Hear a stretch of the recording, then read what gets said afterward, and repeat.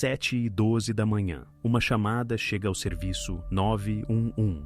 Na gravação, uma voz feminina, entrecortada, assustada, às vezes mal audível. A mulher repete um nome, como se agarrasse a ele como último ponto de apoio. Ela diz que acordou e percebeu que ele não estava. O operador tenta fazer as perguntas padrão. Onde ele estava? Quando o viu pela última vez? Há alguma chance de que tenha ido embora sozinho. Mas do outro lado da linha, ouvem-se apenas respostas curtas, interrompidas por soluços. No final, ela quase sussurra: apenas encontrem-no. No registro do serviço, depois anotarão exatamente 7 palavras. Relato de desaparecimento, casa da família Hill, patrulha enviada. 10 minutos depois, uma viatura policial para em frente a uma casa cinzenta na periferia. Uma pequena casa de 2 andares com tinta descascada nas venezianas parece sem vida. Na varanda, uma mulher de roupão, com olhos vermelhos, como se não tivesse dormido a noite toda. Ela não recebe os policiais, não diz palavra. Simplesmente fica de pé, olhando para a porta, como se tivesse medo de entrar. O oficial Patrick Lawson cruza a soleira primeiro. A casa está silenciosa, silenciosa demais. Na cozinha, café frio, sobre a mesa, um caderno aberto. Na sala, uma luz noturna acesa. No sofá, uma manta cuidadosamente dobrada. Tudo em seu lugar, sem sinais de desordem ou luta. As portas e janelas do primeiro andar estão trancadas, as fechaduras intactas. Dá-se a impressão de que aqui nada aconteceu. Apenas um silêncio estranho que parece antinatural. Lawson sobe ao segundo andar. No corredor estreito cheira a detergente e móveis velhos. Ele entra num quarto que, a julgar pelo ambiente, pertencia a um adolescente, e nota imediatamente: a janela está completamente aberta. Uma corrente agita as cortinas. A tela mosquiteira está retirada e apoiada contra a parede, sem rasgos nem arranhões. Um movimento cuidadoso, preciso, como se alguém tivesse calculado tudo antecipadamente. O parapeito está limpo, não há sujeira nem marcas de sapatos. O policial sai para o quintal. Debaixo, a janela está aproximadamente a 3 metros de altura. Embaixo, terra plana, seca, sem pegadas. Nenhuma marca, como se ninguém tivesse se aproximado. Nem a grama está pisada. Tudo isso não se encaixa no quadro habitual de fuga ou sequestro. Normalmente, nesses casos, ficam rastros, caos, coisas espalhadas. Aqui, tudo parecia de alguma forma, deliberadamente calmo. Ele volta ao quarto. A cama está arrumada, como se a pessoa simplesmente tivesse se levantado e ido embora. Na mesinha de cabeceira, um telefone, um relógio, uma carteira, tudo o que normalmente se usa todos os dias, até uma jaqueta pendurada na cadeira. Nenhum objeto está faltando. Isso não se parece com um caso em que uma pessoa se prepara para sair. Lawson chama os criminalistas e a equipe de plantão. Enquanto espera, conversa com a mãe. Ela diz que foi dormir perto da meia-noite e pela manhã, quando entrou no quarto dele, a janela já estava aberta. Não ouviu nada, nem a corrente de ar. Na casa não há alarme, não há câmeras instaladas. Os vizinhos dizem o mesmo. A noite foi tranquila, ninguém chegou, os cães não latiram. No cruzamento mais próximo há uma única câmera, na loja, mas está voltada para o outro lado, para a rodovia. Quando os criminalistas chegam, realizam um exame padrão. Verificam as fechaduras, as maçanetas das portas, os rodapés, marcas de sapatos. Nada suspeito. Apenas aquela janela e a tela, retirada com precisão quase cirúrgica. O oficial anota no relatório: possibilidade de arrombamento excluída. Janela aberta de dentro. Causas não estabelecidas. À casa chegam unidades adicionais. Equipe de busca, cão policial. O perímetro é isolado, a casa selada. A mãe de Carter é levada à delegacia para depor. Nas notícias, ainda silêncio. Mas dentro do departamento já entendem. O caso é complexo. Tais desaparecimentos não acontecem assim, sem mais nem menos. Quando não há sinais de arrombamento, quando tudo na casa parece tranquilo demais, isso significa que alguém pensou tudo cuidadosamente. E se a janela foi aberta de dentro, significa que por trás disso estava alguém que conhecia esta casa. Alguém que se sentia aqui em casa. Assim começou a investigação que à primeira vista parecia comum, mas foi precisamente essa manhã, essa chamada e essa janela cuidadosamente retirada que se tornaram a primeira fenda numa história por trás da qual se escondia algo muito mais complexo e sombrio do que um simples desaparecimento. A casa da família Hill ficava na periferia da cidade, quase no limite com a floresta.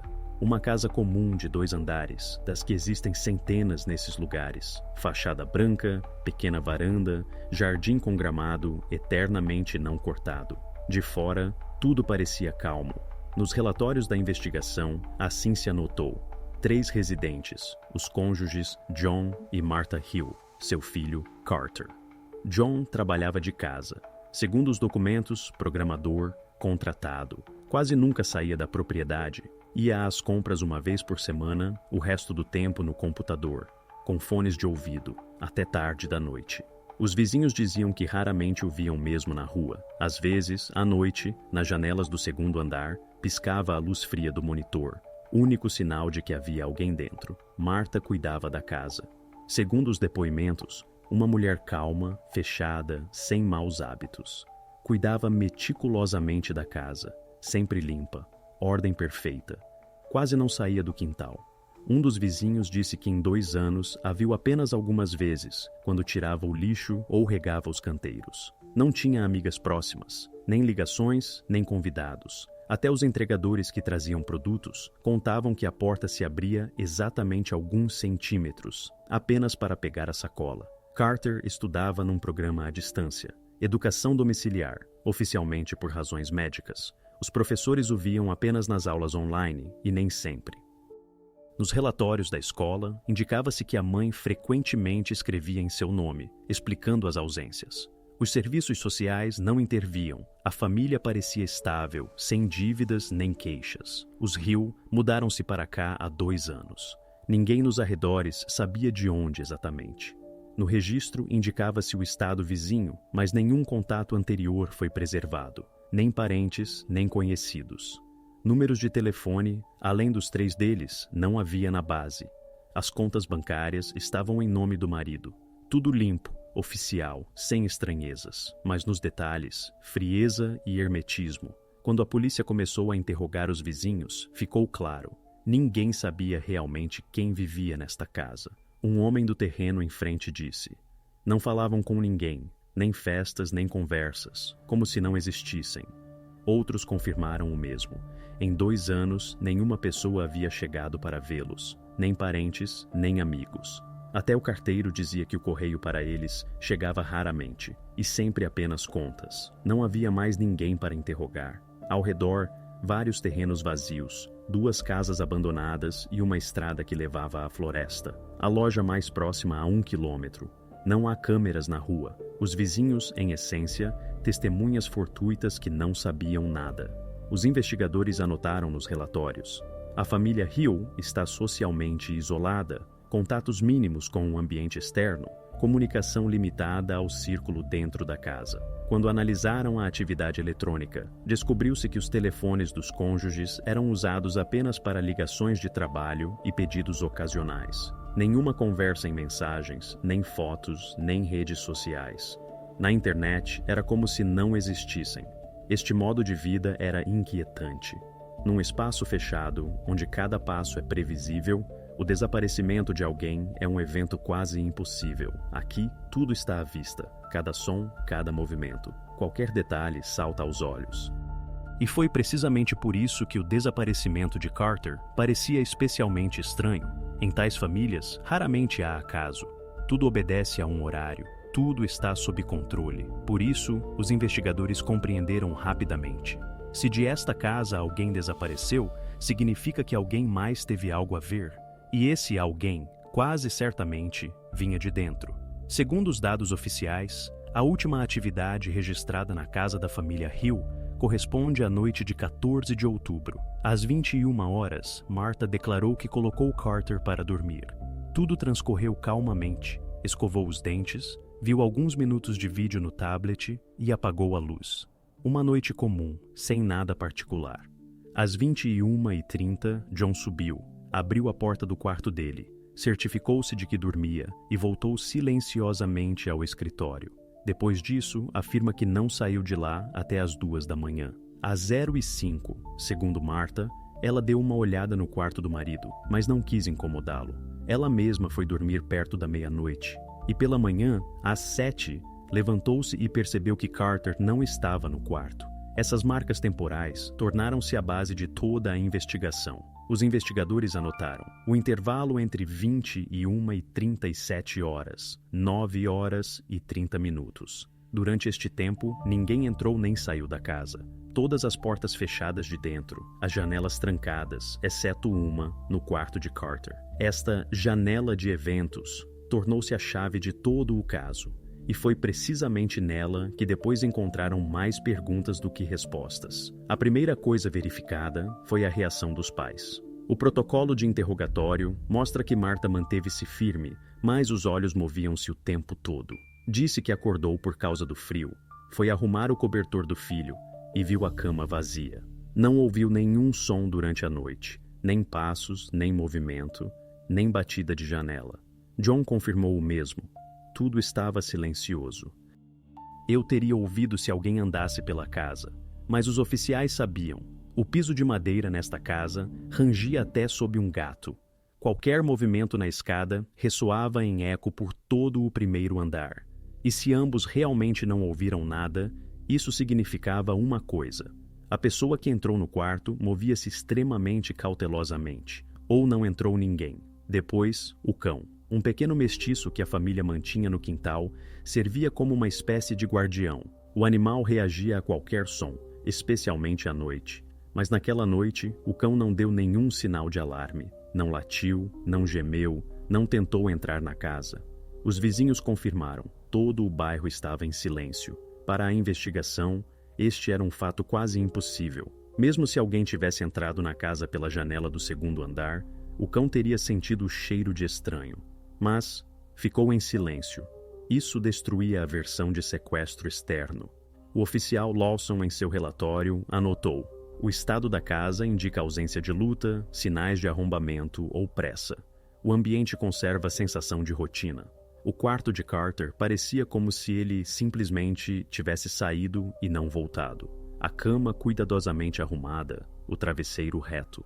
Na cadeira, roupa preparada para amanhã. Na mesinha de cabeceira, um telefone, um livro, um copo de água. Nenhum sinal de pânico ou agitação. Os criminalistas examinaram cada centímetro. Sob a janela, terra plana, sem pegadas. Nem a grama estava pisada. O parapeito limpo, sem marcas de sapatos. A tela mosquiteira retirada cuidadosamente, sem danos, e apoiada contra a parede de dentro. Isso alertou especialmente os peritos. Ninguém, estando do lado de fora, poderia ter retirado assim a tela sem deixar arranhões. Tudo indicava que a janela foi aberta de dentro. John disse que trabalhou durante a noite num projeto. O computador efetivamente esteve ligado até 2 e pouco no navegador Documentos Técnicos Abertos, várias abas com código. No histórico de atividade, a hora exata da última pressão de teclas, 2h17.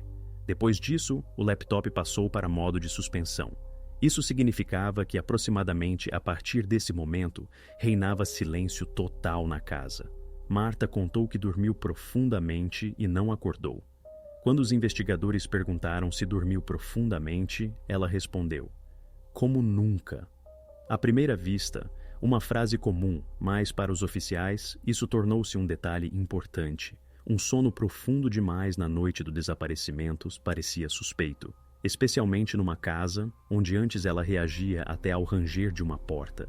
Após os interrogatórios e o exame do local, a investigação chegou a uma conclusão intermediária. Só poderia haver 2 versões. A primeira, um caso raro de intrusão, executado profissionalmente, sem rastros e sem ruído. Tal opção quase não ocorre em casas privadas, especialmente na província. A segunda, uma encenação. Alguém de dentro criou a aparência de desaparecimento para ocultar outro fato. Após verificar todos os detalhes, os investigadores inclinavam-se cada vez mais para a segunda versão, porque até o roubo mais silencioso deixa rastro. Até o sequestrador mais experiente não poderia agir tão cuidadosamente. E aqui, tudo parecia não apenas cuidadoso, mas perfeito. Esta perfeição assustava. Quando os rastros estão totalmente ausentes, significa que alguém os apagou cuidadosamente. Quando a casa está impecavelmente limpa, significa que alguém se preparava para uma inspeção. E então, o desaparecimento deixa de ser acaso. Torna-se um roteiro, refletido, coerente, calculado para confundir todos os que viessem procurar. E no momento em que os investigadores compreenderam isso, a investigação deixou de ser uma história sobre desaparecimento. Tornou-se um caso sobre algo muito mais frio e planejado. O exame do quarto de Carter começou de manhã cedo, logo após isolar o local. Os criminalistas agiam metodicamente, respeitando cada passo do protocolo. Exame visual, fixação de móveis, fotografia de cada detalhe, da posição do travesseiro à direção das cortinas. No início, tudo parecia extremamente banal. Na mesinha de cabeceira, um livro cuidadosamente dobrado. Na mesa, lápis e caderno. Nenhum sinal de luta, desordem ou pânico. Tudo calmo demais. Tão calmo que isso em si começava a inquietar. Os especialistas sabiam, a ordem perfeita frequentemente é mais perigosa do que o caos. Quando desaparece uma pessoa, o quarto usualmente torna-se espelho do que ocorre. Deixa-se cair algo, apressa-se, luta-se. Aqui, nada indicava pressa. Até a colcha na cama parecia não desarrumada, mas cuidadosamente alisada. Isso não coincidia com o comportamento da família, que afirmava que a criança simplesmente desapareceu durante a noite. Dava a impressão de que alguém conscientemente criava um quadro de paz. Quando o perito com lanterna se agachou junto à cama, o feixe de luz captou um canto de papel mal visível. Sobressaía de sob a armação, na fenda entre o pé e a parede. O papel estava amarelado, grosso, com bordas irregulares. Foi extraído cuidadosamente com pinça para não danificá-lo. Nele, um desenho. À primeira vista, nada estranho. Um trabalho típico de criança, linhas simples, proporções irregulares, 3 figuras em frente a uma casa. Mas, quando desdobraram completamente a folha, ficou claro que não era apenas um desenho inofensivo. 2 figuras, adultos, um homem e uma mulher, estavam juntos, sorriam. A terceira, menor, encontrava-se um pouco afastada e estava riscada com uma linha vermelha. Não colorida, mas precisamente riscada, grosseiramente, como se intencionalmente estivesse separada das demais. Foi o primeiro momento em que realmente se instalou o silêncio no quarto. As provas são diversas, biológicas, materiais, digitais. Mas coisas como este desenho criam outra tensão. Não falam com fatos, mas com o ambiente. Nelas, sente-se a mão de alguém, a intenção de alguém. O perito fez fotos, anotou as coordenadas da descoberta e colocou o desenho num saco separado. Martha, ao ver que o levavam, empalideceu. John, pelo contrário, olhava sem expressão. Quando o investigador perguntou se reconheciam este desenho, a resposta foi quase sincrônica. Não, isto nunca tivemos. A pergunta de esclarecimento, talvez seja um trabalho antigo de Carter, Martha negou com a cabeça. Não, ele tem uma caligrafia completamente diferente, e não desenhava isto.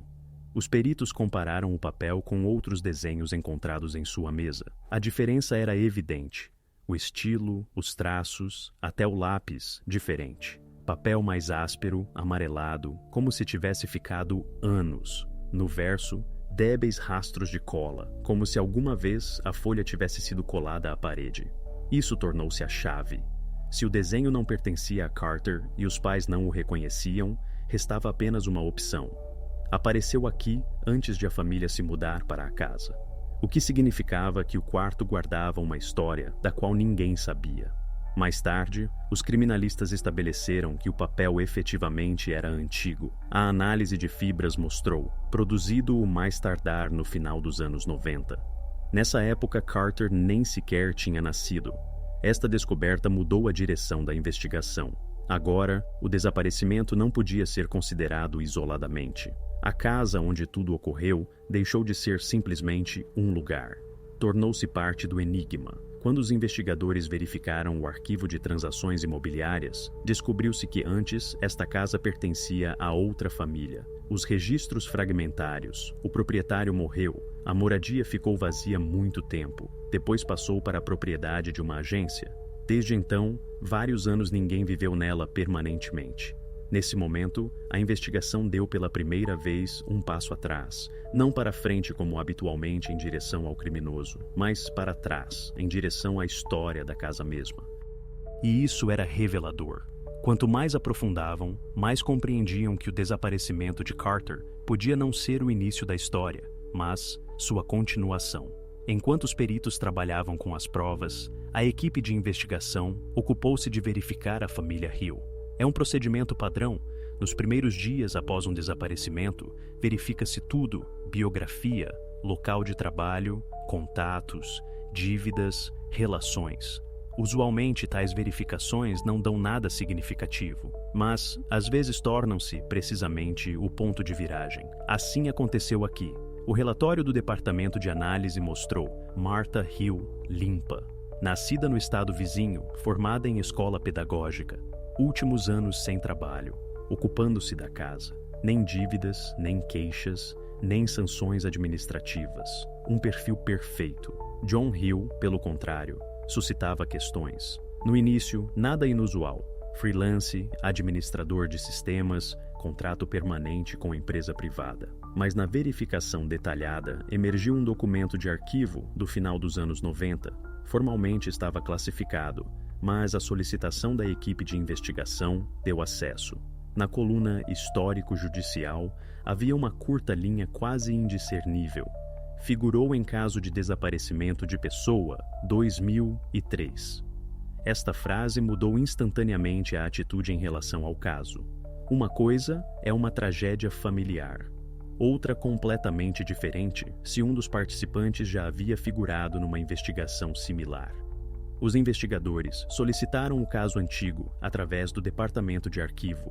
A entrega levou 2 dias. Quando a caixa com o caso finalmente chegou, a capa parecia como se ninguém a tivesse tocado em muitos anos. Poeira, etiquetas amareladas, número descolorido. Na primeira página, o título: Desaparecimento de Emily Hill, 9 anos, bairro de Lakeville, outubro de 2003. Esta anotação virou todo o curso da investigação. A desaparecida era sua irmã menor. Segundo os materiais do caso, desapareceu sem deixar rastro, diretamente de seu quarto na casa de sua família. Essa mesma casa que 20 anos depois tornou-se local de um novo desaparecimento. A coincidência parecia precisa demais para ser casual. O dossiê de arquivo revelou-se curto, vários protocolos, 2 recortes de jornal e fotografias. Numa delas, a velha fachada da casa, com reboco descascado e janelas estreitas. Embaixo, a legenda: último lugar onde Emily Hill foi vista. A casa era a mesma onde agora viviam John, Martha e Carter. Nos materiais do caso figuravam os mesmos detalhes de agora.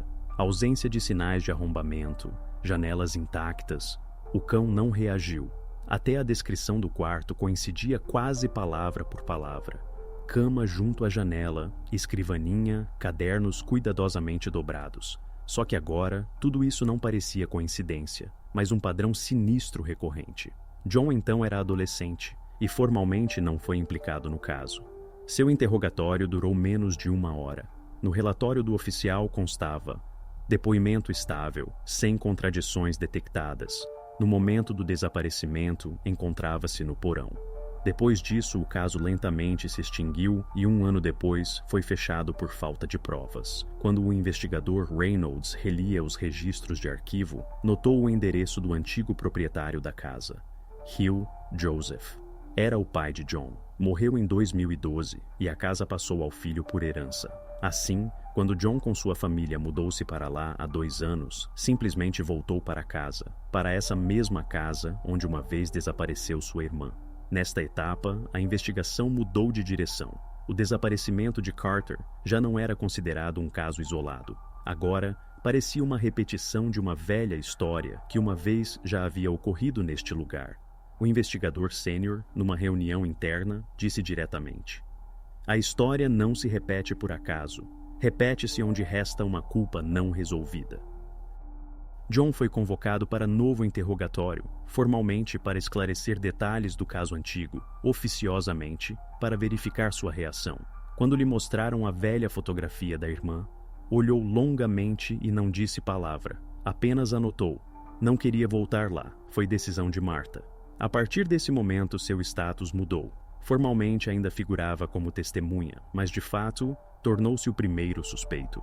Oficialmente não se anunciou, mas dentro do departamento todos compreendiam. Se 2 desaparecimentos ocorreram numa mesma casa, sob um mesmo sobrenome e com 20 anos de diferença, então o fio conduzia à pessoa que esteve no local ambas as vezes. Assim, a investigação obteve pela primeira vez um foco. O desaparecimento deixou de ser um enigma sem rosto. Agora, no centro da história, apareceu uma pessoa, e essa pessoa era o próprio pai. Depois que no arquivo encontraram menção de Emily Hill, a equipe de investigação obteve mandado para novo registro ampliado da casa. O objetivo mudou. Agora não se tratava simplesmente de procurar Carter, mas de verificar uma possível conexão com o desaparecimento de 20 anos atrás. A casa parecia guardar mais do que simples rastros de vida cotidiana. Tornou-se objeto de interesse em si mesma, como se dentro pudessem restar rastros de um velho segredo ao qual ninguém havia chegado antes. O registro começou pela manhã. Os especialistas avançavam lentamente, sistematicamente, começando pelo sótão e descendo.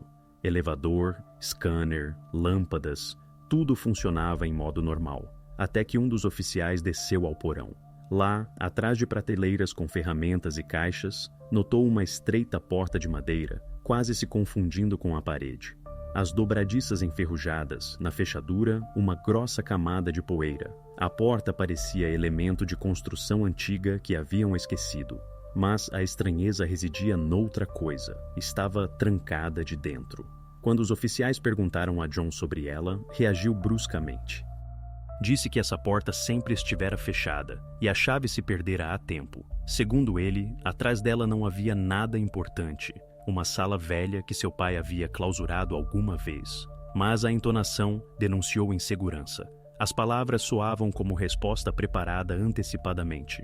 Os investigadores notaram isso imediatamente. Decidiram abri-la, cortaram a fechadura com rebarbadora. Quando a porta se abriu, o cheiro de umidade bateu quase fisicamente. O ar dentro era denso, como se atrás da porta não houvesse havido movimento durante décadas. O feixe da lanterna captou na escuridão os contornos de móveis e ficou claro que não era uma sala técnica. Diante deles, abria-se um quarto quase completo. Paredes rosa pálido, em lugares tinta descascada. No parapeito, uma cortina descolorida, mal tremendo pelo fluxo de ar. No chão, uma cadeira de boneca, um espelho velho com rachadura no canto.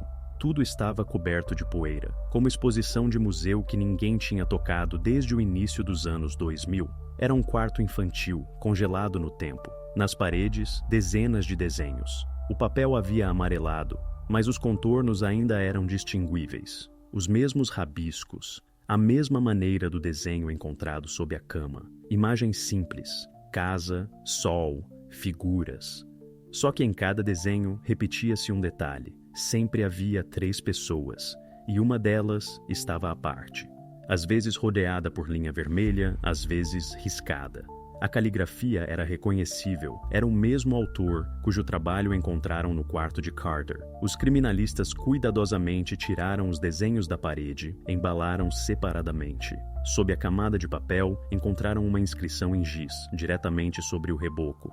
Emily. Caligrafia infantil, vacilante, letras borradas. A assinatura pôs ponto nas suposições. Era o quarto dela. O quarto parecia como se alguém não simplesmente o tivesse fechado após o desaparecimento, mas conscientemente o tivesse preservado em seu estado original.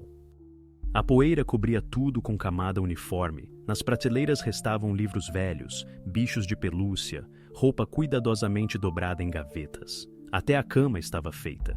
Na mesinha de cabeceira havia uma flor seca num vaso de vidro. Tudo parecia como se a dona do quarto tivesse saído 1 minuto e não voltado. Os investigadores notaram nem rastros de reforma, nem intervenção. John afirmava que não havia entrado lá desde que seu pai morreu. Mas os peritos encontraram impressões deixadas muito depois, no mínimo 2 ou 3 anos atrás. Isso significava que alguém havia entrado sim. Alguém que sabia onde estava escondida a chave de reserva e não queria que soubessem. Para a polícia, este foi um dos momentos emocionais mais fortes do caso, porque pela primeira vez tinham não apenas uma prova, mas um lembrete material de que nesta casa o tempo havia parado, que alguém conscientemente preservou o passado, como se não quisesse que desaparecesse. A conclusão oficial dos peritos foi breve: cômodo no nível inferior, identificado como quarto de Emily Hill. Não se registraram rastros de presença de estranhos nos últimos anos. A atmosfera e estado do interior indicam preservação intencional do ambiente. Foi uma virada importante. A casa deixou de ser simplesmente local do crime. Transformou-se em artefato, em testemunho físico de memória humana e obsessão. Cada detalhe aqui falava de que o passado não se fora. Simplesmente esperava um momento para sair novamente. E agora a investigação devia compreender quem e por que guardava este quarto. Quando o quarto de Emily foi oficialmente confirmado, os investigadores imediatamente convocaram John Hill para interrogatório. No gabinete havia um silêncio pesado, câmera ligada, microfone fixado, pasta com protocolos aberta na primeira página. A pergunta soou sem preâmbulos. Por que ocultou a existência deste quarto? Por um momento ficou perturbado. Parecia não esperar que perguntassem diretamente sobre isso. A primeira coisa que disse foi que não ocultara nada, que simplesmente não dera importância a uma sala velha no porão. Depois, após alguns segundos, acrescentou que sabia que era o quarto da irmã, mas não queria voltar lá. E depois, já perdendo a entonação, pronunciou: queria lembrar dela, mas tinha medo de entrar. Estas frases soavam como justificativas mal preparadas, como se buscasse palavras, tentando encontrar as certas, mas não as verdadeiras. O investigador notou isso imediatamente. A cada nova pergunta, John se enredava mais. Ora dizia que o quarto havia sido selado pelo pai e ele não tinha acesso. Ora afirmava que entrara lá apenas uma vez, para tirar o pó. Em suas palavras, não havia coerência. Explicava as contradições com cansaço, estresse, ansiedade. Mas os investigadores experientes viam, não era estresse. Era uma incoerência interna clássica, quando uma pessoa não sabe qual versão escolher para parecer convincente. No protocolo de interrogatório, há uma nota curta escrita à mão pelo investigador. Evita contato visual. Olha para a esquerda, mãos sob a mesa. Para os profissionais, tais detalhes têm significado. Não é apenas uma observação, é uma manifestação física registrada da mentira. Após este interrogatório, decidiram verificar a outra parte, Sarah Hill. Foi convocada no mesmo dia. Chegou calmamente, sem advogado, reservada, cuidadosamente vestida. Falava baixo. O investigador começou com o simples. Quando soube que no porão havia um quarto fechado, Sarah ficou muito tempo em silêncio. Depois disse: não sabia que existia.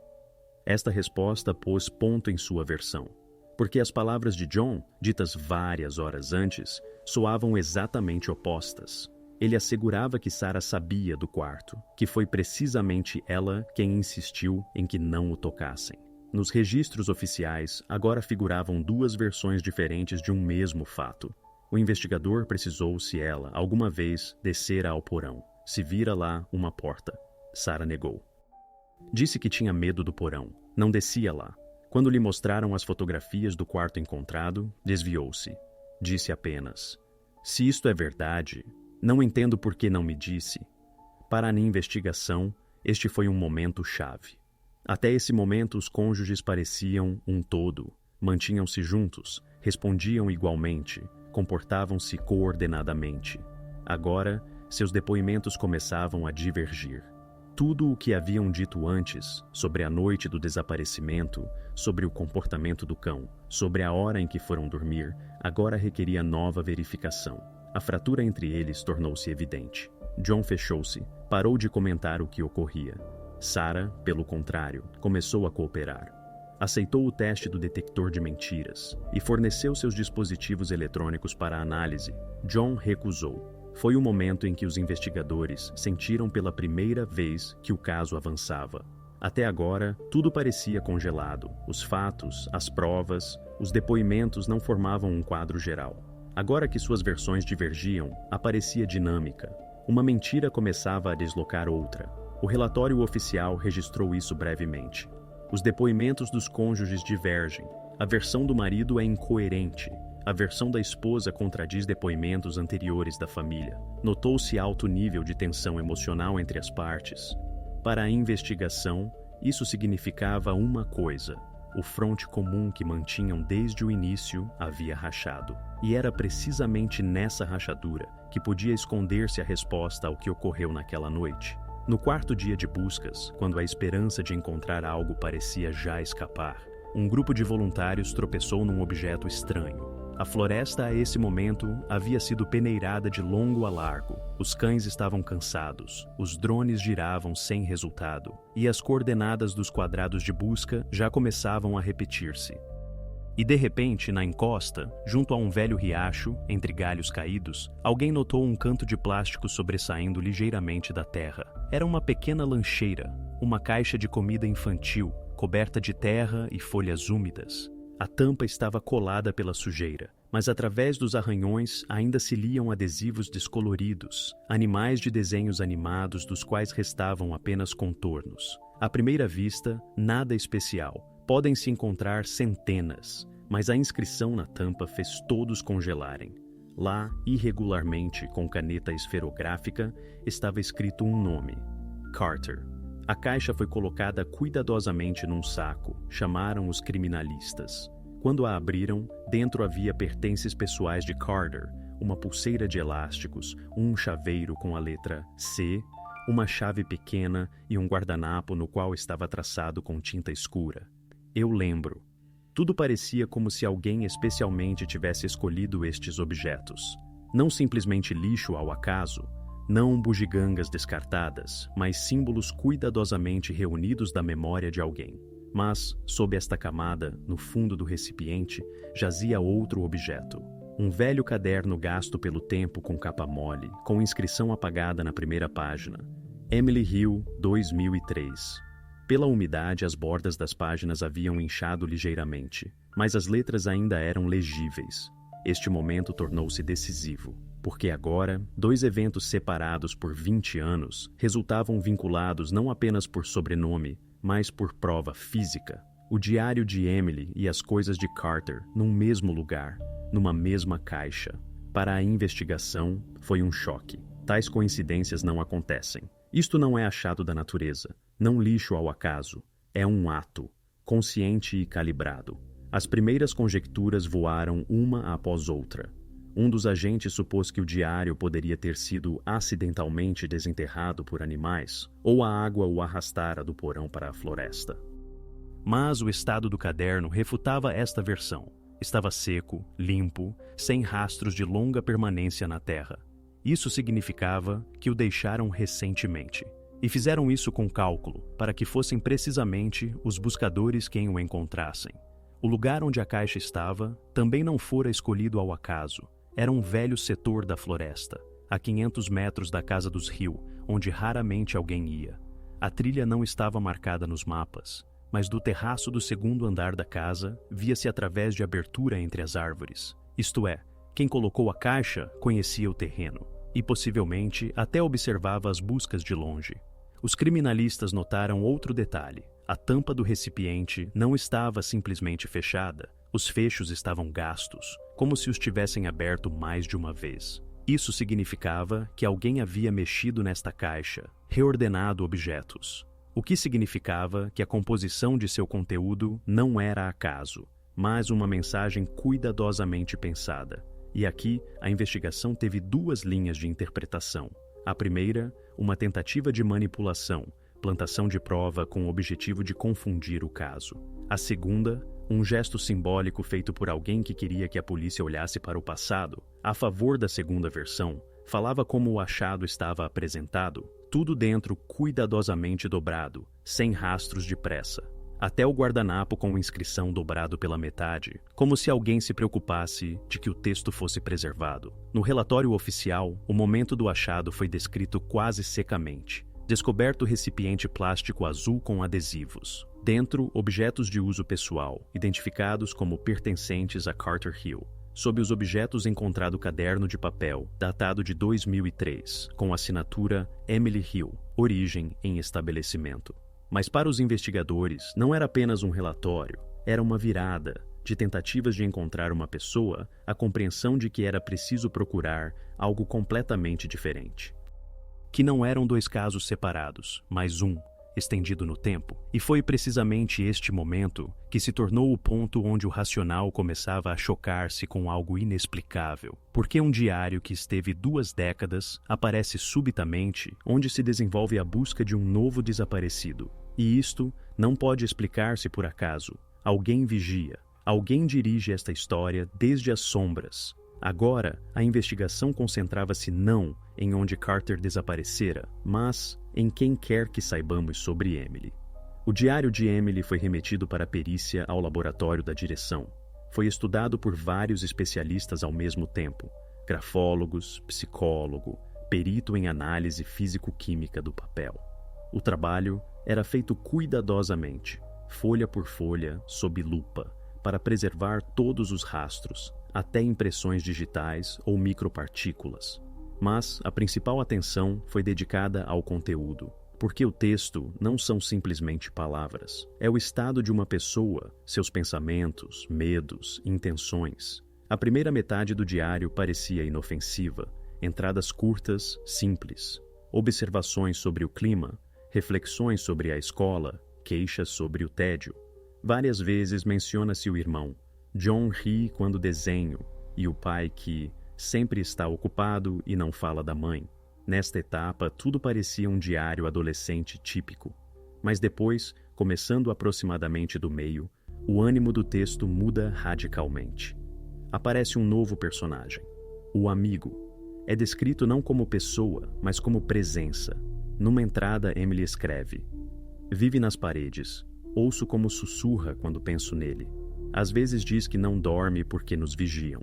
No início, os investigadores decidiram que era fruto da imaginação, mas a cada nova página, as imagens tornavam-se mais concretas. Descreve que o amigo conhece a casa melhor do que ela, que pode caminhar por corredores estreitos onde não há portas. Particular atenção causou a frase. Disse que a parede não é simplesmente uma parede, mas um lugar onde se pode esconder e permanecer vivo. Após esta entrada, a caligrafia torna-se irregular. As letras se desorganizam, como se estivesse escrito no escuro. É um momento inquietante. O psicólogo que trabalhou com o material notou que neste período a autora evidentemente experimentava forte tensão e medo. Depois, uma série de notas fragmentárias. Quase não há relato coerente nelas, apenas frases curtas. Não quer que eu diga a John. Hoje pediu que desenhasse uma porta. Se eu fizer tudo corretamente, iremos para onde há silêncio. Os investigadores cotejaram estas linhas com os desenhos encontrados no porão. Num deles, efetivamente estava representada uma parede com abertura delineada, colorida de preto.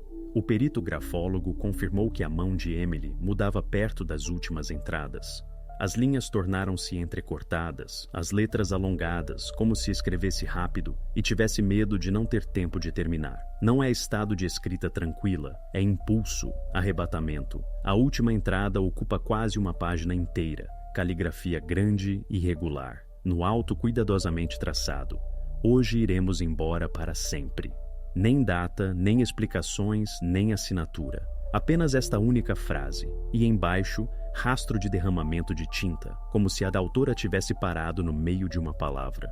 Os investigadores não encontraram rastros de pressão de caneta, característicos de escrita sobre superfície dura, o que significa que escrevia sobre suporte macio, possivelmente na cama ou sobre os joelhos. Isto indica pressa. E o conteúdo mesmo da frase, segundo o psicólogo, reflete não desespero, mas determinação. Não tinha medo. Dispunha-se a fazer algo. Este detalhe virou o curso da investigação, porque até esse momento Emily era percebida como vítima desaparecida, em circunstâncias não esclarecidas. Mas o diário mostrou que possivelmente ela mesma tomou a decisão de ir. Ou, ao menos, acreditava que não ia sozinha. Os criminalistas, cotejando a caligrafia e as bordas enegrecidas das páginas, chegaram à conclusão. A última entrada fora feita 1 ou 2 dias antes do desaparecimento. E se acreditam suas palavras, então tudo o que ocorria na casa não foi repentino. Foi preparado. Este documento tornou-se novo ponto de partida. porque agora a investigação considerava não apenas o lado físico do desaparecimento, mas também o psicológico. Quem era esse amigo? Com quem planejava ir? Era fantasia, tentativa de fugir ou ideia sugerida por alguém? Os investigadores compreendiam. Por trás destas linhas esconde-se não misticismo, mas ação humana. Alguém nesta casa sabia do que Emily escrevia. Alguém leu este diário antes dos outros. E é precisamente esta pessoa que provavelmente agora tenta repetir aquela história. Após a publicação da perícia do diário, os investigadores decidiram voltar à casa mesma. Agora já não como lugar de residência, mas como fonte potencial de provas.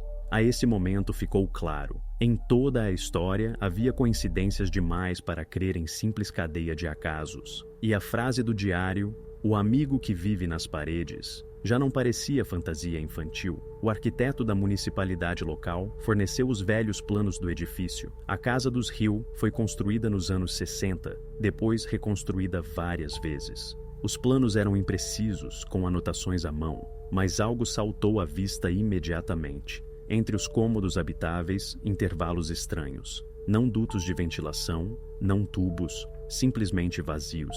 Especialmente na zona da escada e corredor do segundo andar.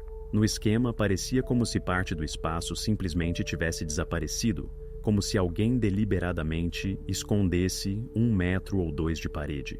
No início, pensaram que era erro do desenhista, mas na inspeção, descobriu-se que não, era realidade. Numa das paredes, efetivamente, ouvia-se som surdo se batesse. Não pedra, não concreto, cavidade. Então, convidaram especialistas em perícia de construção. Trouxeram câmera térmica, verificaram distribuição de temperatura nas paredes e registraram contorno nítido de cômodo fechado, estreito, não mais de 60 centímetros de largura, mas estendendo-se ao longo de quase toda a parede. Decidiram abrir. Primeiro, cuidadosamente, retiraram o painel decorativo. Atrás havia madeira velha, irregular, em lugares podre. Depois, camada de gesso, evidentemente aplicada depois que o resto do acabamento. E finalmente, atrás do tabique de madeira, vazio.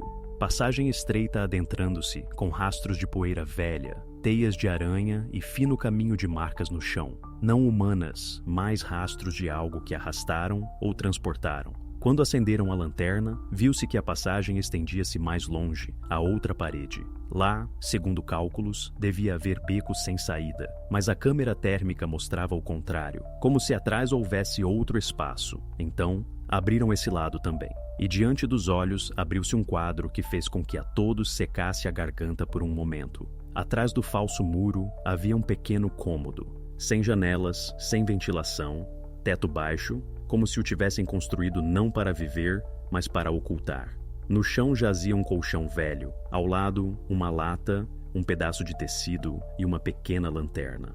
Tudo isto coberto com grossa camada de poeira, mas a disposição mesma dos objetos era estranha, não pareciam abandonados, mas deixados com pressa, mas cuidadosamente. Nas paredes, rastros de pintura velha, aqui e ali apareciam desenhos infantis. A mesma maneira dos encontrados no porão. Linhas irregulares, figuras simples e, no canto, um símbolo característico em forma de porta riscada com cruz. Os criminalistas não tiveram dúvidas. Este era esse lugar do qual Emily escrevia. Após a abertura, examinaram cuidadosamente o cômodo. Encontraram vários objetos pequenos. Um botão, um elástico de cabelo velho e fragmento de brinquedo plástico. Tudo isto podiam ser restos daqueles anos, mas o mais importante, confirmação de que o espaço efetivamente existia. Isso significava que o amigo nas paredes não era invenção.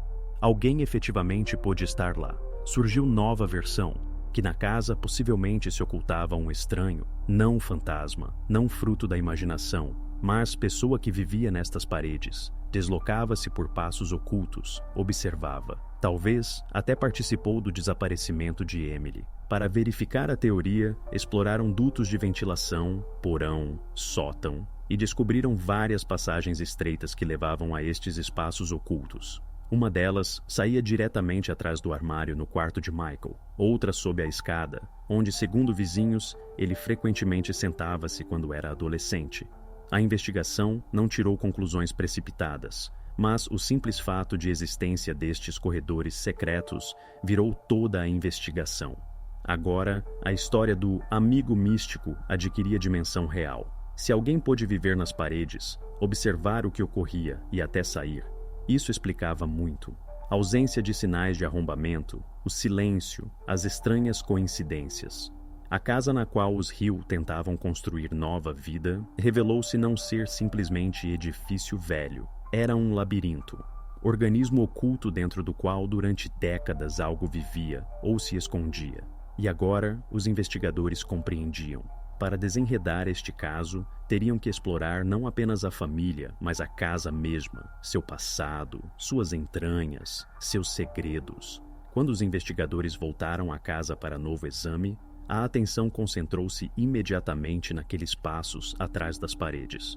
Após a abertura, a estrutura não foi selada. O espaço foi examinado por camadas, com a aplicação de métodos modernos de tracologia. E logo apareceu nova descoberta. Numa das vigas de madeira, mais perto do chão, notaram impressões, débeis, mal distinguíveis, mas evidentemente recentes. Não empoeiradas, não velhas, mas muito recentes. Isso significava que alguém estivera lá recentemente. Estes rastros seguiam ao longo do passo estreito e desapareciam junto à parede que colinidava com o quarto dos Hill. A superfície ao redor estava perturbada, a poeira movida. Aqui e ali se imprimiram partículas de tecido. Para os criminalistas foi um sinal. O passo foi usado após o início da investigação. Isto é já depois que a casa ficasse sob custódia policial. Recolheram os materiais. Cada impressão foi fixada separadamente. No chão, encontraram vários cabelos curtos e fragmento de unha, preso em irregularidade da madeira. Tudo isto foi enviado ao laboratório para análise de DNA. Nesse momento, os investigadores supunham que os resultados confirmariam participação de Michael. A versão parecia lógica. O homem conhecia a casa, podia penetrar nos passos e ocultar lá o que fosse. Quando os resultados chegaram, tudo não saiu conforme o planejado. As amostras não coincidiram com o perfil de Michael, nenhuma, nem por cabelos, nem por partículas de tecido. Isto excluía sua presença nestes passos nos últimos dias. Isso significava que alguém mais estivera lá. Alguém que tinha acesso à casa, mas não suscitava suspeitas. O passo seguinte, verificação de todos os que viviam na casa ou se encontravam nela. Tomaram amostras de controle de DNA de Sarah Hill, formalmente para excluir coincidências fortuitas. Procedimento padrão, nenhuma expectativa especial. Sarah comportou-se calmamente, até um pouco desconcertada, mas aceitou sem objeções. Quando o seu laboratório forneceu o resultado, no departamento instalou-se uma pausa. A coincidência resultou 100%.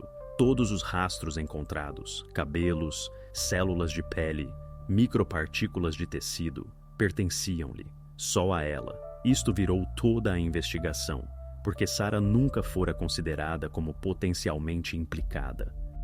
Sua imagem era oposta à suspeita, uma mulher calma, reservada, exteriormente desorientada, que nas gravações de interrogatórios parecia como pessoa que simplesmente não manejou a perda. Mas agora, os fatos diziam outra coisa. Primeiro, os investigadores supuseram que poderia ter entrado no passo casualmente, durante o pânico nas primeiras horas após o desaparecimento de Carter.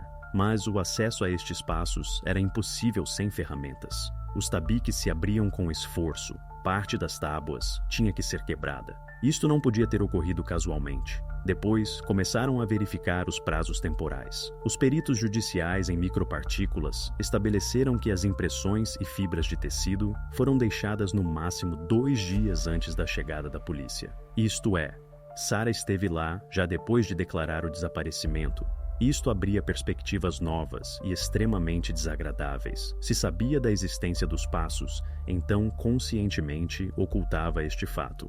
E se os usava, isso significava que podia estar vinculada não apenas com eventos recentes, mas com o que ocorreu 20 anos atrás. Os investigadores voltaram ao seu passado. Verificaram local de nascimento, registro em estabelecimentos médicos, endereços prévios, e descobriram um detalhe curioso. Antes do matrimônio com Michael, Sarah vivia noutro estado, numa cidade onde já haviam ocorrido desaparecimentos similares. Lá também figurava casa velha e desenhos similares em estilo encontrados no porão. Então, o caso não chegou a juízo, faltaram provas, e a família se mudou rapidamente. Agora, esta cadeia parecia regularidade. Cenário homogêneo, mudança de lugar, repetição de eventos. E no centro, pessoa que até esse momento era considerada apenas testemunha externa. A polícia intensificou vigilância sobre Sarah e a casa foi posta sob custódia 24 horas. Seus interrogatórios tornaram-se diferentes, agora com elementos de pressão, com verificação de contradições. E gradualmente na superfície começaram a emergir detalhes sobre os quais antes calava. Num dos protocolos, a nota curta do investigador. Sarah evita falar da casa, especialmente da escada e paredes. Reage emocionalmente. Diz que ninguém vivia lá, mas faz pausas, como se recordasse. Para a investigação, foi um sinal. O cenário no qual Michael era o principal suspeito desmoronou definitivamente. O centro de gravidade deslocou-se. Agora, todas as provas conduziam a Sarah Hill, mulher que possivelmente sabia destas paredes mais do que admitia, e possivelmente guardava nelas não apenas o segredo do marido, mas o próprio. O interrogatório de Sarah Hill realizou-se no dia seguinte após receber os resultados da análise. Já não foi procedimento formal. O cômodo onde a interrogavam parecia padrão, paredes brancas, câmera no teto, vidro com visibilidade unidirecional. Mas a atmosfera dentro era diferente. Os investigadores entraram com intenção não de escutar, mas de obter respostas. Tinham provas nas mãos, e tudo o que restava a Sarah era ou explicá-las ou confirmar definitivamente sua implicação. A primeira coisa que lhe mostraram foram fotografias, pequenas provas encontradas nas paredes, cabelo, fragmento de tecido, impressões digitais nas vigas. Tudo isto acompanhado de marcas oficiais com o número do caso. Um dos investigadores disse calmamente, sem pressão: "Tudo isto é você." Sarah olhou longamente as fotos sem piscar. No rosto não se refletiu surpresa, mais vazio atrás do qual era difícil ler emoções. No início negou, calmamente, sem histeria. Dizia que nunca havia entrado nestes passos, que nem sabia deles. Depois, calou-se. O silêncio durou quase 5 minutos, longos, tensos, quando só se ouve como range o microfone. Sua respiração tornou-se irregular, e em algum momento pediu copo de água. O investigador esperou. Nenhuma pressão, simplesmente silêncio e presença. Quando a conversa se reatou, o tom mudou. Sarah começou a falar rápido, entrecortadamente, mas sem lágrimas. Suas frases soavam como defesa construída sobre medo.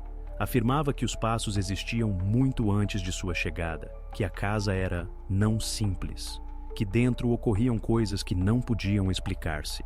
Nestas palavras, os investigadores se olharam, mas continuaram escutando. Para eles, era a transição habitual, de negação à busca de justificação. Gradualmente, a tensão emocional crescia. Sarah começava a perder-se, saltar de temas, repetir as mesmas frases. Em algum momento pronunciou: "Ouvia passos, pelas noites, estavam atrás da parede." O investigador calmamente perguntou quem precisamente ouvia. A esta pergunta não respondeu. Apenas olhou para o lado da parede, como se escutasse. Depois, pausa, longa, surda, e de repente com voz completamente diferente, suave e como alheia, pronunciou: "Estava salvando-o desta casa." Esta frase soou como se soubesse antecipadamente que diria. Não como confissão, mas como declaração que devia explicar algo. Os investigadores registraram suas palavras, mas não interromperam. Sarah olhava à mesa, depois acrescentou. Começou a dizer que havia Emily, que o chamava desde a parede. Após estas palavras, o interrogatório deixou de ser comum. Na estenografia registrou-se: a interrogada está em estado de tensão emocional, responde incoerentemente, contudo está consciente de suas palavras e lembra detalhes. Seu relato parecia mistura de recordações e delírio, mas sentia-se lógica, ainda que distorcida por medo. Contou que nas últimas semanas antes do desaparecimento, Carter começava a acordar pelas noites. Dizia que ouvia vozes. Sarah afirmava que no início pensou que eram sonhos, mas depois ela mesma começou a notar estranhezas. Objetos movidos, portas abertas, sensação de que alguém andava pela casa. Michael, segundo ela, não acreditava nem numa palavra, considerava que ela montava a cabeça. A investigação compreendia. Tais relatos não podiam tornar-se fundamento jurídico, mas psicologicamente explicavam muito. Ficava claro que Sarah agia sob forte pressão interna. Seus atos podiam estar motivados não por agressão, mas por tentativa de proteger alguém ou a si mesma do que percebia como ameaça. Quando o interrogatório terminava, um dos investigadores perguntou por que não havia contado isto antes. Sarah olhou-o e disse: "Por que ninguém teria acreditado? Esta casa toma aqueles que começam a escutar." Após estas palavras, calou-se definitivamente. Os investigadores tiraram-na do cômodo e no departamento começou discussão. Se em seu relato havia ainda que fosse parte de verdade, isso significava que a chave do enigma não estava nas pessoas, mas na casa mesma. E era precisamente lá que agora havia que voltar. Após várias horas de silêncio, Sarah mudou de posição.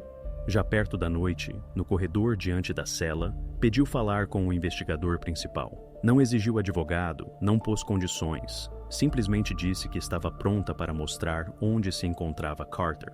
No protocolo, registrou-se: declaração feita voluntariamente, sem pressão. No início, ninguém acreditou. Após todas as contradições, crises emocionais e explicações ilógicas, suas palavras podiam ser outra tentativa de desviar a atenção. Mas na voz de Sarah não havia histeria. Falava suavemente, uniformemente, quase sem entonação. Parecia que a decisão fora tomada antecipadamente e tudo o que lhe restava era simplesmente levar a termo o começado. Nomeou o lugar exato. Atrás da casa, sob a velha escada ao sótano, onde alguma vez houve entrada, foi tapada com terra. Segundo Sarah, lá ninguém havia olhado em muitos anos. Os investigadores conheciam esse canto do quintal, setor insignificante, coberto de grama atrás do celeiro. Nos planos antigos, lá efetivamente se mencionava sótano, mas durante exames iniciais não o encontraram. A polícia saiu imediatamente. Isolaram o território, a luz dos refletores inundou o quintal traseiro. Começaram a cavar na base da escada de madeira, e quase imediatamente a pá topou com superfície dura, um alçapão de concreto coberto de terra e detritos. Sua tampa mal se distinguia na terra. Tiveram que usar a alavanca. Quando o concreto se desprendeu, de dentro saiu cheiro a umidade. O sótano revelou-se pouco profundo, mas com entrada estreita, a qual um adulto não poderia agarrar-se. Um dos socorristas desceu primeiro. Vários segundos guardou silêncio. Depois fez sinal. Da escuridão chegou voz abafada, cansada, mas viva. Era Carter. Todos os presentes congelaram. Nem grito, nem pânico. Apenas ordem breve do médico. Silêncio, com cuidado. Subiram-no nos braços. Levava a mesma roupa com a qual desapareceu. Gelado, debilitado, mas vivo. Tinha nas mãos uma lanterna velha, essa mesma que depois identificaram como encontrada no quarto oculto atrás da parede. Para todos foi momento que ninguém esperava mais. Após semanas de buscas, versões infinitas e pistas falsas, uma pessoa viva, a poucos passos da porta, estivera todo este tempo na casa. A Carter chamaram imediatamente ambulância. Os médicos confirmaram, sem rastros de lesões, estado geral estável. Segundo eles, esteve lá não menos de 2 dias, alimentou-se com água que corria pela parede.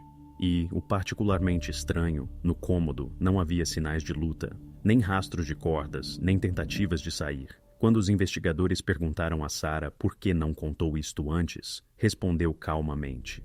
Esperava até que deixasse de ouvir. Estas palavras ninguém as entendeu imediatamente. Só depois, quando começaram a estudar seu comportamento e escutar gravações de interrogatórios, ficou claro. Sarah acreditava que a casa em si mesma era perigosa, que ao esconder Carter sob terra, supostamente o salvava de algo que vivia dentro. O sótano foi selado, o território isolado. Na casa realizaram um novo exame, já com um novo objetivo: entender como Sarah pôde chegar lá e por que ninguém descobriu esta entrada antes. As velhas estruturas de concreto afundavam-se mais profundo do que previsto, e sob a camada de terra havia duto de ventilação que conectava o sótano com o porão. Este achado explicava muito. Os sons que, segundo Sarah, ouvia pelas noites, e a estranha sensação de que alguém andava sob o chão. Na realidade, podia ser simplesmente corrente de ar, mas, para a pessoa em tensão constante, Cada Ranger podia parecer presença viva. Ao momento em que Carter foi levado ao hospital, ao redor da casa já estavam carros de canais de notícias. Os jornalistas transmitiam ao vivo: desaparecido, encontrado vivo. Para a investigação, não era o final, mas transição à nova fase. O mistério principal seguia sendo o mesmo. Por que Sarah fez tudo isto? Sua frase, "estava salvando-o da casa", deixou de soar como metáfora demente. À luz do sótano encontrado, passos secretos e diário de Emily, adquiriu outra nuance. Possivelmente Sarah realmente acreditava que salvava, não escondia. E agora, aos investigadores, correspondia averiguar de que precisamente tentava proteger seu filho. Após Carter ficar a salvo, Sarah foi devolvida à sala de interrogatórios. Desta vez, não como suspeita, mas como pessoa que possui a última peça do quebra-cabeças. Seu comportamento mudou. Desapareceu o hermetismo, não havia lágrimas, tampouco a resistência habitual. Era como se tivesse aceitado o que ocorria, como se compreendesse que seguir mentindo era inútil. O investigador começou calmamente, sem pressão. Perguntou para que fez tudo isto, para que escondeu Carter, para que enganou a polícia, encenou o desaparecimento. Sarah não negou. Simplesmente disse: porque ninguém mais teria acreditado. Só assim podia detê-lo. No início, estas palavras não tinham sentido. Quem era ele? Michael? A casa? As vozes das paredes das quais havia falado antes? Mas, gradualmente em seu relato, começou a estabelecer-se lógica. Explicou que vários meses atrás, durante limpeza, encontrou o velho diário de Emily. Estava atrás do painel de um armário, como especialmente escondido. Sarah leu-o de noite, quando Michael dormia, e o que havia dentro tornou-se para ela revelação. As páginas estavam cheias de caligrafia cuidadosa, e entre desenhos infantis, notas sobre como alguém na casa comportava-se estranhamente com ela, como se jogasse, mas demasiado insistentemente. Havia descrições de detalhes, jantares, conversas, promessas de não dizer a ninguém. Sarah não pronunciava palavras concretas, mas os investigadores compreendiam o subtexto. Não podia dizer em voz alta o que precisamente se implicava nestas linhas. Após ler o diário, Sarah começou a notar que Michael passava cada vez mais tempo com Carter naquele mesmo quarto onde uma vez viveu Emily. Explicava-o simplesmente. Queria que seu filho conhecesse a história da família. Mas a Sarah alertava como falava disto, como se restaurasse algo que devia ficar no passado. Levava lá os velhos brinquedos de Emily, punha discos, pedia a Carter que desenhasse os mesmos desenhos que havia nas paredes. Tentou detê-lo, discutiu, mas Michael só se zangava. Dizia que assim devia ser, que ela voltava. Sarah compreendeu que tudo se repetia.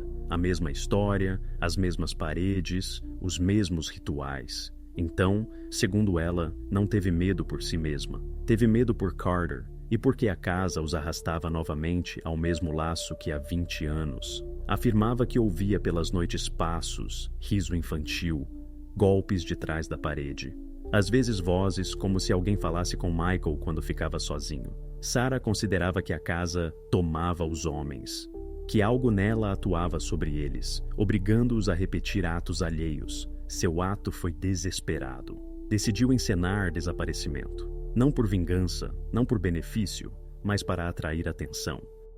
Para que a polícia voltasse à casa e encontrasse o que ela mesma não podia provar.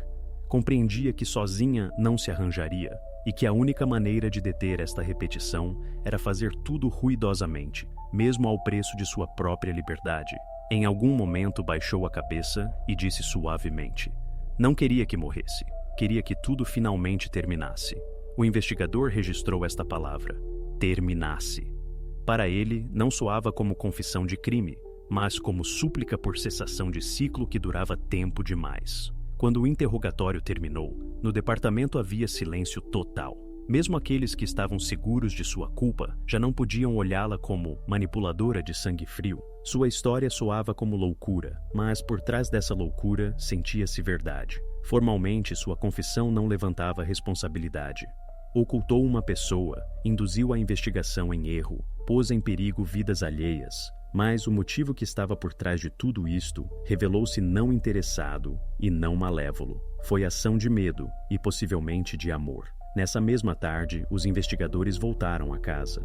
Agora, o objetivo havia mudado. Não simplesmente recolher provas, mas compreender o que precisamente Sarah queria mostrar ao mundo. A casa, tornada centro de toda esta história, devia ser estudada de novo. Desta vez, não como local do crime, mas como fonte do mal, mesmo do qual falava. A confrontação entre Sarah e Michael realizou-se pela manhã. Escolheram o mesmo cômodo, sala de interrogatórios neutra, onde o ar sempre parece um pouco mais frio do que precisa. Sobre a mesa estava o diário de Emily, cuidadosamente empacotado num saco transparente. Ao lado, cópias de estenografias, protocolos, fotografias de passos secretos. Tudo estava disposto em ordem estrita, como se o espaço mesmo devesse obrigar Michael a dizer a verdade. Entrou no cômodo calmamente. Sem algemas, mas sob vigilância de 2 oficiais. Rosto pálido, olhar obstinado, lábios apertados em linha fina. À primeira vista, homem que até o último não acredita que ficou no centro de algo semelhante. Sarah foi trazida depois. Parecia esgotada, mas decidida. Não evitava o olhar. Nesse momento, entre eles, não havia o vínculo familiar habitual, apenas pesada espera. O investigador começou com formalidades, leu trechos do diário. No cômodo, instalou-se silêncio quando soou a linha. Diz que vive nas paredes e devo manter isto em segredo. Michael não reagiu imediatamente. Apenas bateu com o dedo sobre a mesa, movimento leve, mas nervoso. O investigador olhou e disse calmamente: Michael, isto é sobre você. Não negou? Simplesmente assentiu e pronunciou: Sim, sou eu. Sarah estremeceu. Os demais calaram. E ele continuou, como com alívio, como se desde há tempo quisesse que alguém finalmente compreendesse. Contou que na infância tinha costume de esconder-se. A casa era velha, com paredes ocas e dutos de ventilação. Encontrava lá refúgios, metia-se neles com lanterna e podia estar horas sentado escutando como a mãe chamava para jantar. Emily era menor, considerava isto um jogo, fazia-se chamar o amigo nas paredes, e ela acreditava. Inventaram regras. Bater 3 vezes significava estou perto. 2 vezes, esconde-te. Nesse dia, segundo ele, jogavam novamente. Emily entrou primeira, embora pedisse não fazê-lo. A passagem era estreita. O revestimento velho, empoeirado. Ficou presa, assustou-se, começou a chamá-lo. Michael tentou tirá-la, mas uma tábua sob o pé quebrou-se, e ele quase caiu. Tudo ocorreu rápido, ruído, pânico, poeira, escuridão. Quando tudo ficou silêncio, decidiu que simplesmente havia saído pelo outro lado. Esperou longo tempo. Depois compreendeu que ocorreu algo terrível. Assustou-se. Não correu aos adultos, não pediu ajuda. Pelo contrário, fechou as tábuas e fugiu. Então, tinha apenas 9 anos. Não compreendia o que fazia. Simplesmente queria que tudo desaparecesse. Várias horas depois, a casa encheu-se de polícia e começaram as buscas. Mas para esse momento, o rastro já estava perdido. Quando cresceu, venderam a casa. Michael foi-se, tentou esquecer. Mas a memória da irmã ficava. Vivia com isto como com sombra constante que te segue mesmo quando a luz está apagada. Quando ele e Sarah compraram a casa velha e soube que era precisamente esse endereço onde tudo ocorreu, decidiu que era a oportunidade de arranjar tudo, voltar e compreender onde ficou.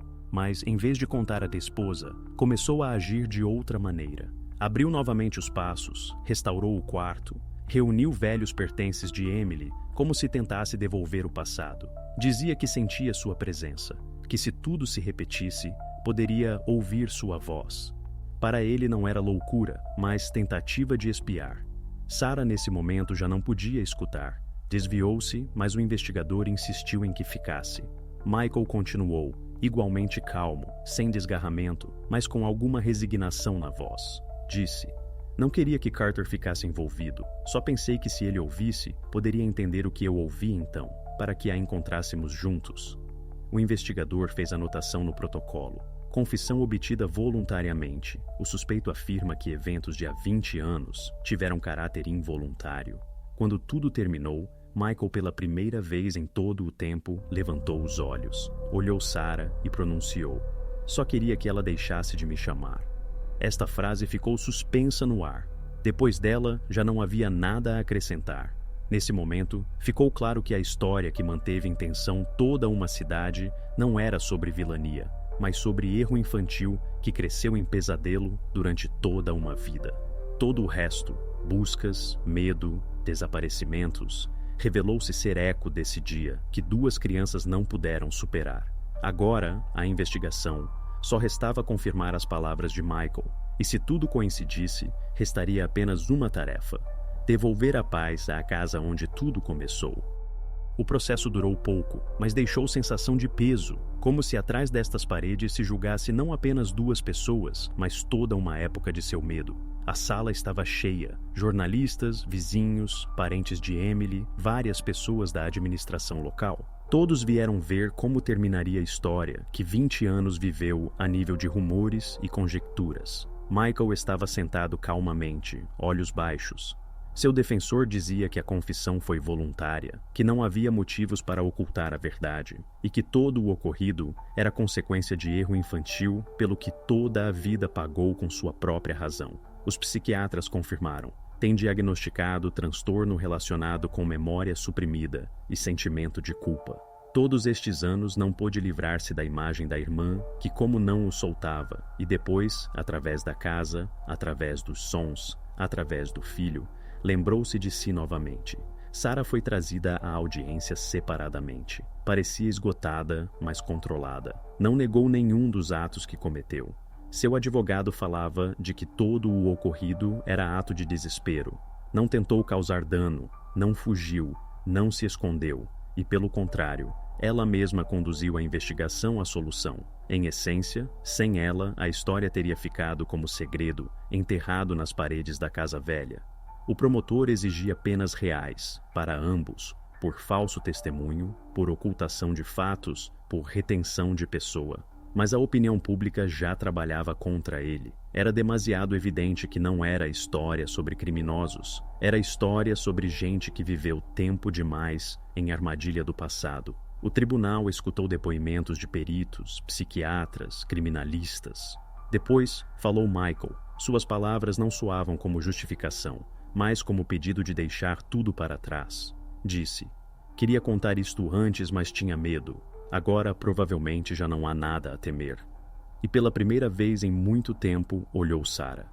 Não trocaram palavras, mas nesse olhar estava tudo: culpa, cansaço, gratidão. O veredicto foi lido em silêncio. O tribunal reconheceu Michael Hill culpado de causar dano involuntário que resultou em morte por negligência, cometido na infância. Considerando a antiguidade do evento, transtorno mental e cooperação ativa com a investigação, o tribunal determinou liberação de pena, mas orientação a tratamento obrigatório. Sarah foi reconhecida culpada de ocultação de pessoa e induzir a investigação em erro. Contudo, considerando motivos e que suas ações finalmente ajudaram a resolver o crime, atribuiu-se pena condicional e psicoterapia obrigatória. A sala recebeu o veredicto calmamente. Alguém esperava maior castigo, outros, pelo contrário, o consideravam justo. Mas a sensação geral era única: o final. Não triunfo da lei, não vitória, mas precisamente conclusão de algo que não teve fim tempo demais. Após leitura do veredicto, os jornalistas rodearam o promotor, advogados, parentes. Michael foi tirado por saída lateral, não por medo por ele, mas para que a imprensa não o despedaçasse com perguntas. Sarah tampouco foi retida. Saiu à rua, parou nas escadas do tribunal e olhou longo tempo um ponto fixo. A casa onde tudo começou já estava selada várias semanas. As autoridades decidiram demoli-la. Havia demasiada dor nela, demasiadas sombras sem resposta. Os psiquiatras que trabalhavam com Michael afirmavam que a casa mesma havia se tornado para ele símbolo de cárcere interna, lugar onde ficou presa a culpa. A destruição deste lugar devia ser início de cura. O juízo terminou sem aplausos, sem grandes títulos como "A Justiça Triunfou".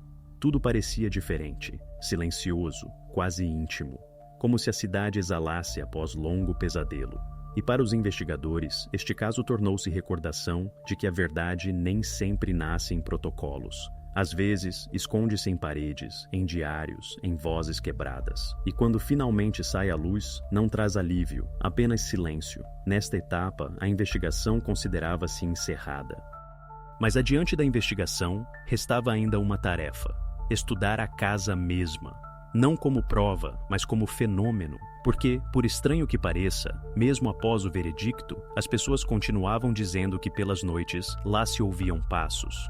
Após o juízo, a história de Michael e Sarah pareceu dissolver-se das notícias, rapidamente, quase sem rastro. Mas para aqueles que viviam em sua cidade, ainda não os soltou durante muito tempo. As pessoas ainda sussurravam sobre aquela casa ao passar.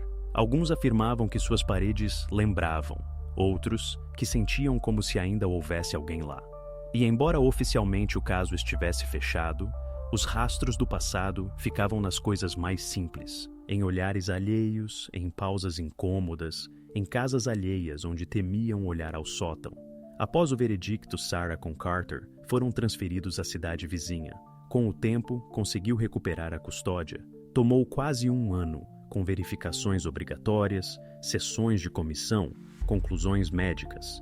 Mas, ao final, permitiram-lhe começar tudo de novo. Alugou pequena casa na periferia, sem porões, sem sótãos, sem fendas nas paredes. Tudo plano, recém-pintado, novo. Dizem que a primeira coisa que fez após a mudança foi tirar todos os espelhos das paredes e jogar fora coisas velhas. Era como se temesse que o passado pudesse ver seu reflexo e voltar. Carter, segundo especialistas, recuperou-se rapidamente. Não lembrava muito do que ocorreu, mas durante muito tempo não podia dormir sem luz. Atribuíram-lhe psicólogo e Sarah levava-o a cada sessão. Não tentava apagar o passado, mas já não falava da casa, do pai, de Emily. Cortava todas as conversas suavemente, sem irritação, como se fechasse porta de quarto ao qual não vale entrar. Michael permaneceu em estabelecimento de tratamento. No início, não se soube nada dele, nem cartas, nem ligações. Um ano depois, soube-se que o transferiram à clínica privada noutro estado. Os médicos afirmavam que ia melhorando, sem surtos de agressividade, sono estabilizado, gradualmente regressava a capacidade de falar do passado, sem pânico. Mas, como disse um dos médicos, vive em algum lugar entre a realidade e aquela casa.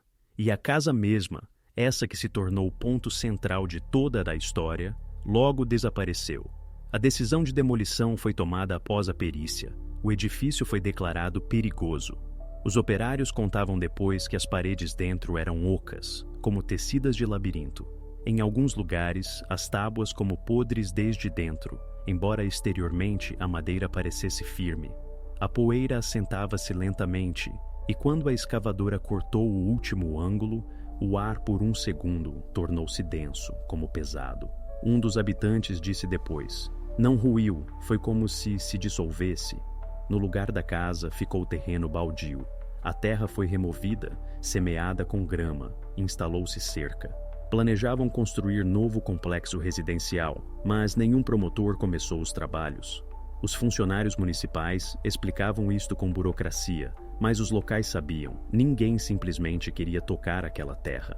Havia demasiadas vozes alheias lá. 3 anos depois, Sarah deu única entrevista, curta, sem emoções. Disse: "Ninguém é culpado de não ter podido entender então o que ocorria. Mas às vezes, para deixar ir algo, não há que buscar culpados, mas simplesmente fechar a porta." Estas palavras depois as replicaram todos os jornais. Para uns soavam como tentativa de justificação, para outros como forma de pôr ponto final. Carter cresceu. Já não o associavam com o sobrenome Hill. Sarah mudou os documentos. Não lembrava nem da casa, nem desses eventos, mas às vezes, segundo vizinhos, podia estar longo tempo sentado junto à janela, escutando o silêncio, como se tentasse distinguir algo ao longe. A história da família Hill terminou exteriormente com calma, mas na cidade ainda se sentiu durante muito tempo sua sombra. A casa, por certo, foi demolida, mas o lugar onde esteve ficou vazio. As pessoas o rodeavam, até os cães não se detinham lá muito tempo, e cada vez que alguém tentava falar disto, a conversa inevitavelmente terminava igual, com a frase: "Algumas casas é melhor não reconstruí-las." Assim terminou a história, que começou com simples desaparecimento e converteu-se em revelação de antiga tragédia. Ninguém ganhou, ninguém perdeu. Tudo terminou como devia, com destruição do que durante tempo demais guardou segredos alheios. E talvez, pela primeira vez em muitos anos, naquela casa que já não existe, finalmente tornou-se verdadeiramente silencioso.